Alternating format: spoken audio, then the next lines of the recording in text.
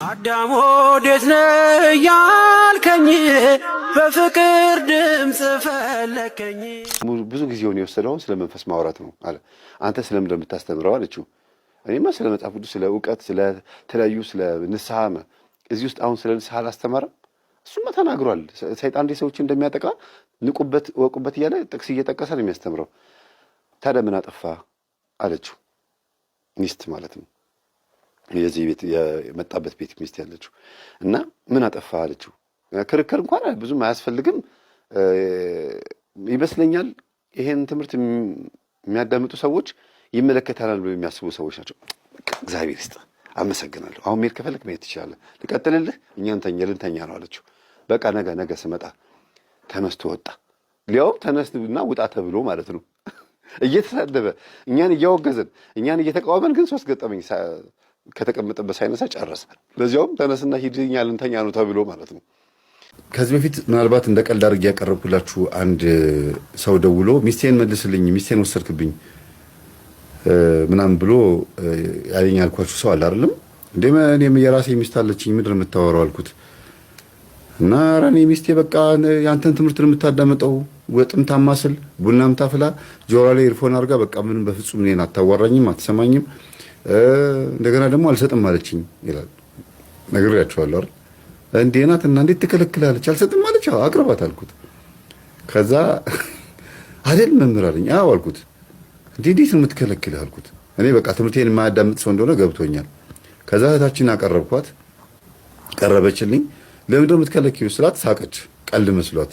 አንቺ የምሬን እኮ ነው አልኳት። ወደ ውጭ ውጭና ላውዱን አጥፍተሽ አውሪኝ አልኳት እና ወደ ውጭ ወጥታ አወራችኝ። እንዴት ትከለክያለሽ? አንደኛ ነገር ምንም የገባው ሰው አይደለም ይሄ ሰው። ቢያንስ መንፈሳዊ ሕይወት እንዲገባው ስግደት፣ ጾም፣ ጸሎት እንዲያውቅ ትምህርቱን እንዲያዳምጥ ትዕግስት ያስፈልጋል። ሁለተኛ ነገር ደግሞ የምታውቂውን ታሪክ ቁጭ ብለሽ አንቺ እየነገርሽው አንደበትሽን አሳምረሽ በደንብ አድርገሽ የእኔ ማቀርበውን ገጠመኝ በአጠር አድርገሽ በ10 ደቂቃ በ20 ደቂቃ ውስጥ ስታቀርቢለት የመጓጓት የማዳመጥ ፍላጎት ያድርበታል። ምንም የማያውቀውን ሰው ጾም ነው አልሰጥም ዞር በከዚህ ምናምን እንደገና ደግሞ ማታጫውቹ ከሆነ ጆሮሽ ላይ ኤርፎን አድርገሽ ማንተማቲ ከሆነ ችግር አለ ማለት ነው። ጎርተሽዋል አልኳት። ይሻላል መምህር ጾም እኮ ነው አለችኝ። ይሁና በቃ ስጭ የተባልሽውን መስጠት ነው። ምክንያቱም አያውቅም ይሄ ልጅ አቅርበሽው ነው፣ ሚስቱ ነሽ፣ ባልሽ ነው። ከዛ በኋላ ነው ቀስ ብሎ ነገሮች የሚስተካከሉት አልኳት እና እሺ አለች።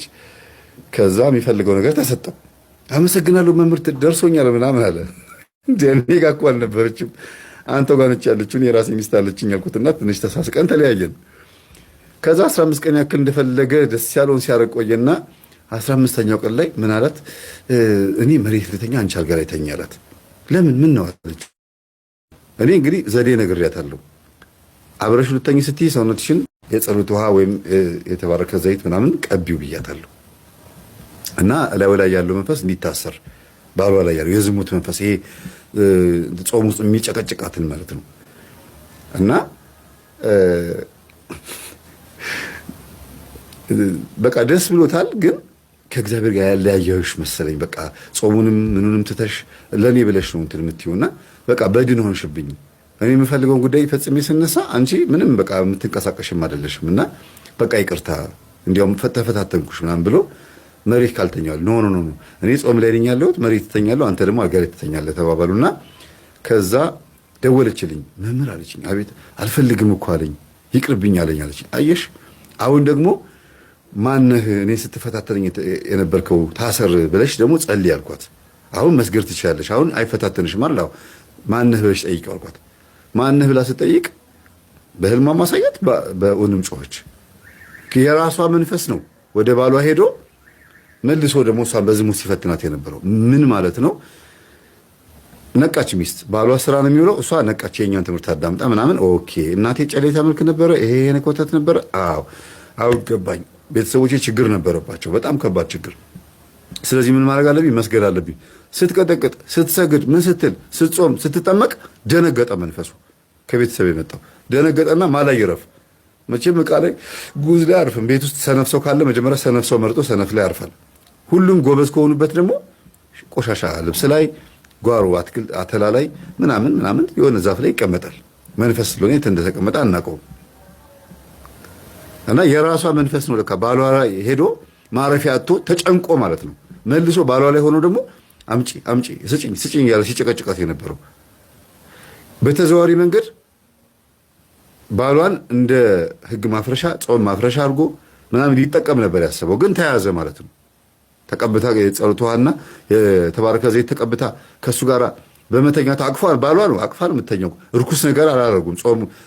በጾም ውስጥ በማድረጋቸው ብቻ ነው ያ ነገር ስህተት የተፈጠረው እንጂ ርኩስ ነገር አልተፈጠረም። ምክንያቱም ባልና ሚስት የሚያደርጉት ጉዳይ ርኩስ አይደለም። ህግን ከጠበቁ በዓላትን ከጠበቁ አጽዋማትን ግዝት በዓላቶችንና አጠቃላይ ስርዓት ባለው መንገድ ባልና ሚስት ከታች ሆና ባል ከላይ ሆኖ የሚፈጽሙት ጉዳይ ከሆነ ተፈጥሯዊ ነው፣ እግዚአብሔር የፈቀደው ነው፣ መጽሐፍ ቅዱሳዊ ነው። ሰማይ ስማ ምድርም አድምጪ ነው የሚለው። ሰማይን በወንድ ጾታ ጠርቶ ምድርን ደግሞ በሴት ጾታ ጠርቶ ነው የወንድና የሴትን ሩካቤ ያስመሰለውና እግዚአብሔር የነገረን። ሰማይ ስማ ምድርም አድምጪ ብሎ በግዑዙ ምንድን የሚባለው በሚታየው ነገር ሰውን የሚወቅስበት ወይም ደግሞ ሰውን የሚያስተምርበት መንገድ ነው። አንድም ወንድ ልጅ ዘር በሚያቀብልበት ሰዓት ዘር ከንቱ እንዳይፈስ ነው ሴት ከታች ትሁን የሚባለው። ይሄን ሁሉ ስርዓት ጠብቀው የሚፈጽሙ ከሆነ አንሶላውም አልጋው መኝታው ሁሉ ነገሩ ንጹህ ነው ይባላል። ትክክለኛ ነው። ከዚህ ውጭ ግን ከባልሽ ጋር በምታረዩ ነገር ተስማምታችሁ ከካህን ጋር ተነጋግራችሁ ንስሐ ልትገቡ የምትችሉበትን ነገር በዛ ላይ ባልነቃው ባልሽ ላይ ወይም ባልነቃችሁ ሚስትህ ላይ ግፍ መፈጸም ጥሩ አይደለም። ምክንያቱም አይከላከሉ ነው የሚለው። ይሄ በውስጥ በኩል የምንማማረው የመፈቃቀድ ትምህርት የሚባል አለ። መፈቃቀድ የሚባል ትምህርት አለና በእሱ ላይ ነው ይሄን ነገር የምንማማረው። እና በቃ ከዛ በኋላ ሰውየው ጭራሽ መጥቶ ሊገናኛትም አልፈለገም። በሩቁ ነው በቃ በሩቁ ምን ሆነሃል እናተኛ በቃ ጾም ተፈታ እኮ ስትለው ጊዜ አይደል ምናምን ብሎ ደግሞ ቀስ ብሎ ደግሞ እንደገና ወደ ፍቅር የመጡት። ብትሰግድ ብትጾም ብትጸልይ እኮ እኔ ችግር የለውም አልከለክልህም፣ ግን ስለማታግዘኝ ነው ብላ ቀስ ብላ እንድትመክረው አድርጌ መክራ አሁን አንድ ላይ ናቸው። ሰላም እንዲያውም ከእሷ በልጧል። በጾም በጸሎት በስግደት በጣም ጎበዝ ሆኗል። በልጧታል በመንፈሳዊ ሕይወት በአጠቃላይ። እና ፕሊስ ወንድማችን የተናገረው ነገር ትክክል ነው። ግን ብዙ ጊዜ ሴቶች ወንዶች የማያግዟችሁ የእናንተው መንፈስ ወንዱ ላይ ሄዶ አርፎ እየፈተናችሁ ሊሆን ይችላል። እናንተ ማየት የማትፈልጉትን 3 ነገር ያሳያችኋል ባሎቻችሁ ላይ ወይም ደግሞ ፍቅረኞቻችሁ ላይ። አንደኛ እንዳይታመን ሌላ ሴት ጋር ሄዶ ቺት ሲያደርግ የተጻጻፈበት የተነጋገረበት ቴሌግራም ቮይስ የተላላከበትን እናንተ እንድታዩት ያደርጋል። ሆን ብሎ እናንተ ውስጥ ያለው ወንድ መንፈስ ባልሽን ስለማይፈልገው እንድትፈቺው ስለሚፈልግ ወንድ ዛር መንፈስ ከሆነ ማለት ነው። እና በዚህ የተነሳ ፈትቻለሁ ተለያይተናል እንድትዩ ነው የሚፈለገው። ማየት የማትፈልጊው ይሄን አይደል። ሁለተኛ ነገር ደግሞ ሐሳብሽን እንዳይቀበል ያደርጋል። ሁልጊዜ እንዲንቅሽ እንዲያጣጥልሽ የማድረግ ኃይል ይኖረዋል። ሶስተኛ ደግሞ በወጣሽ በገባሽ ቁጥር በየትኛውም አይነት ነገር አንቺን እንዳይረዳሽ ያደርጋል። አይሰማሽም። ጸበልም ጸሎትም ምንም ቢሆን በቃ አይተባበርም። ግን ያንቺው ነው እሱ ላይ አርፎ እንደዚህ የሚያደርገው። ሁሉም ማለት አይደለም ሊሆን ይችላል ነው አብዛኛው ካጋጣሚ ነው መጋቸው አብዛኛው ሊሆን ይችላል። እንደገናም ደግሞ የራሱ አይነጥላ ሴት ዛር አይነጥላ ወይም እንደ ሚስት አድርጋ ያገባችሁ መንፈስ ካለችበት ይሄንን ሰው ሚስት እንዲያገባ ስለማትፈልግ እቺ ውስጥ ያለችው ሴት መንፈስ ሚስቱን ትንቃታለች፣ ታጣጥላታለች፣ ታንቋሽሻታለች። የሐሳቡ ተቃራኒ እንድትሆን ታረጋታለች። ሚስቱ ራሱ እሱ የማይፈልገውን ነገር እንድታሳይ ያደርገው ሆን ብላ የእሱ ሐሳብ ተቃራኒና እንዲናደድ የሚናደድበት ነገር ከስራ እንደመጣ ነጫናጫ እንድትሆን ያደርጋታል። ራሷን እንድትነጫነጭ ያደርጋታል። ግን የራሱ መንፈስ ነው ሚስቱ ላይ መጥቶ የሚያርፈው። በድካሙ ሰዓት እንድትቆጣ ያደርጋል። የታዘዘችውን አትፈጽምም፣ ግዳጇን አትወጣም፣ ንጽህናዋን አትጠብቅም። በዚህ በቃ የሚደብረውን ነገር እንዲያያርግና ክብሩን አትጠብቅለትም። ወንድ ልጅ ክብሩን ይፈልጋል። በተለይ ባል አባት ምንም ሆነ ደሃም ሆነ ሀብታም ምንም ሆነ በቃ ወንድ ልጅ አባወራ ክብሩን ይፈልጋል። የታወቀ ነው የትም ቦታ ላይ። ይህን ሁሉ ንቃ ደርምሳ በቃ ቁጣው እንዲመጣና እንዲመታት ምናምን የማድረግ ይፈጠራል ማለት ነው። ይሄ ሁሉ ግን የሚከናወነው በምንድን ነው? ሰይጣኑ በጥበብ ነው የሚሰራው። ምክንያት ፈጥሮ በሆነ ነገር ነው የሚፈጥረው።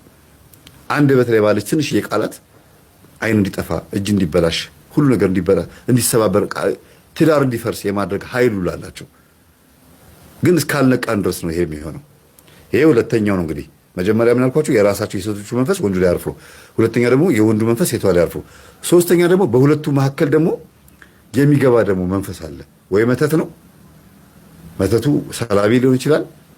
ዘመድ ከመጣ እነሱ ቤት የዘመድ መንፈስ ሊሆን ይችላል። ወይ ደግሞ በመስተፋቅር አግብቷት ከሆነ ያፋቀራቸው ያው መንፈስ መልሶ ያጣላቸዋል። የዝሙት መንፈስ አገናኝቷቸው ከሆነ ያው የዝሙት መንፈስ ያለያያቸዋል።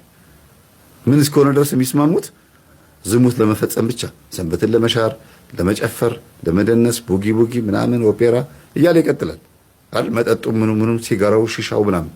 ልክ ትዳር የሚባለው ነገር ሲመጣ ይላሉ መናፍስቶቹ፣ ለዚህ ማን ፈቅድም ይላሉ። ህግን ለመሻር ከሆነ ችግር የለውም። ህግን ለመጠበቅ ንስሐ ለመግባት የሚያደርጉትን ነገር ግን አይወዱትም መናፍስቶቹ። ከዛ ማፋጨት ይጀምራሉ። የሀሳብ ልዩነት ይጀምራል ማለት ነው።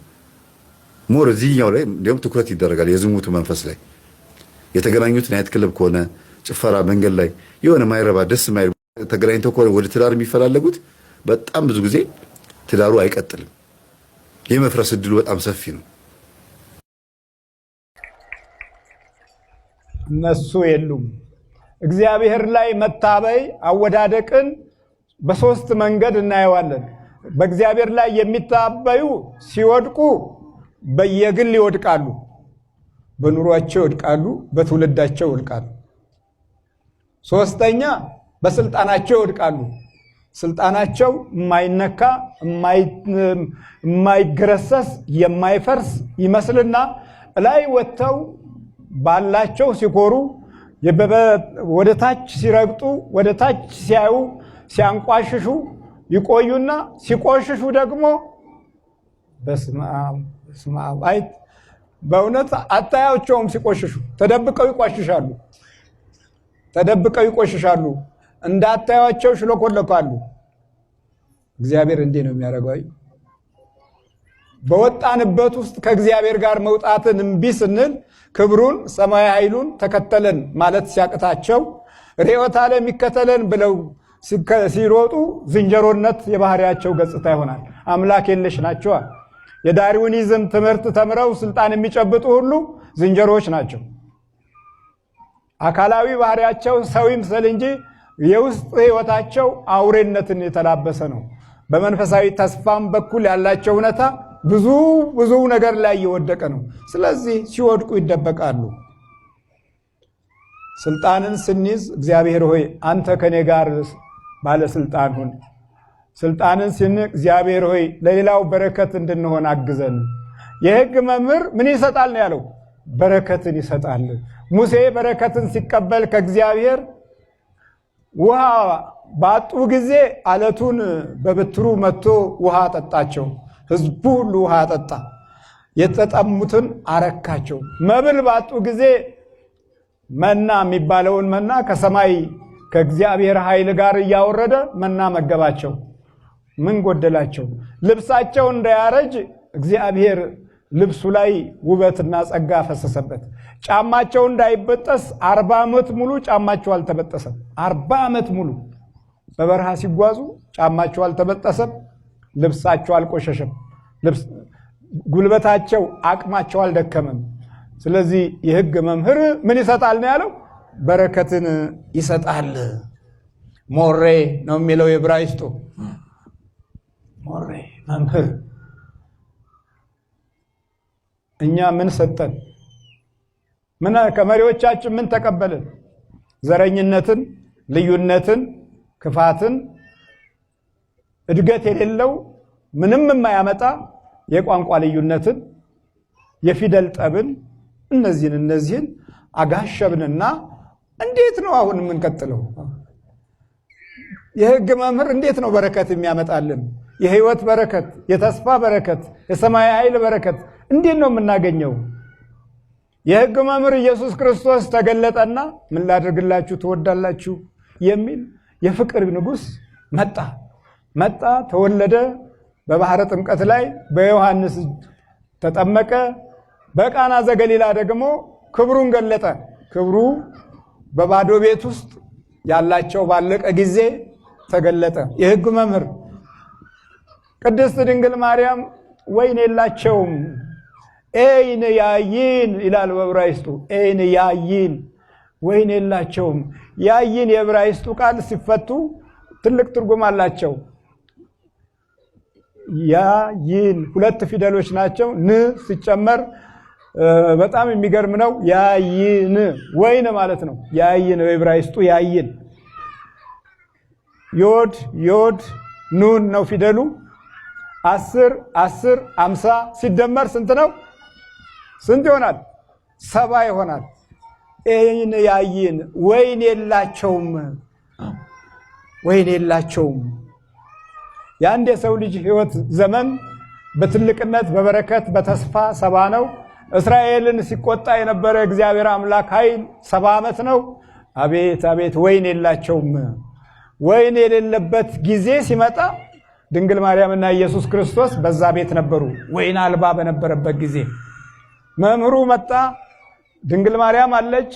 መምህርነቱን ሲጀምር ልጄ ሆይ ወይን የላቸውም ስትል ጊዜ ሳይደርስ ሰዓቱ ሳይደርስ እንድገለጥ ለምን ቶሎ ለምን ትገፋፍኛለሽ ብሎ ተናገረ። ለምን ቶሎ እንድገለጥ ታደርጊያለሽ? የሷም ጥረት ስለነበረበት እርሱ የሚላችሁን ሁሉ አድርጉ አለችና ውሃውን ወይን አድርጎ የዛን ቤት ጭንቀት በወይን ሞልቶ ባዶነትን እንደገና አድሶ ወደ ሙላት ያደረሰ ጌታ ሊዩ ይሄን መንፈስ ለመያዝ ከሆነና ከመንፈሱ ለመላቀቅ ከሆነ መጀመሪያ ታሰር ነው የሚባለው። ባለበት እዚሁ እኔ ጋር ማንም ጋር እንዳትሄድ እኔው ጋር ሆነ ታሰር ነው የሚባለው። እኔው ጋር ሆነ ታሰር። ከዛ በኋላ ታሸኙታላችሁ። ወደ ሌላ ሰው እንዳይሄድ እናንተው ጋር ሆኖ እንዲቀጣ ነው ማድረግ ያለባችሁ የመጀመሪያው። ከዛ ቀጥሎ ደግሞ ስጋን ምቾት እንዳይሰማው ማድረግ ቢያንስ እንኳን እስክትገሩ ያ ስሜት የሩካቤ ኒኮቲን የሲጋራ ኒኮቲን እንዳለ ሁሉ የሩካቤ ሐሳቡን ከአእምሯችን እስኪጠፋ ድረስ ስጋን በጾም በስግደትም ምግብም በመለየትም ራሱ ለውዝ ከመብላት ምቾት የሚስማሙ ድሎት እንዲመቸን እንዲስማማን ከሚያደርጉ ምግቦች ትንሽ ራቅ ብሎ ራስን ማጎሳቆ ስጋን መጉዳት የዛን ጊዜ ትንሽ እንትን ይለዋል። አዳም ወዴት ነህ ያልከኝ በፍቅር ድምፅ ፈለከኝ አልብሰኝ ነጩን ልብስ እወድሃለሁ ኢየሱስ አከብረሃለሁ ክርስቶስ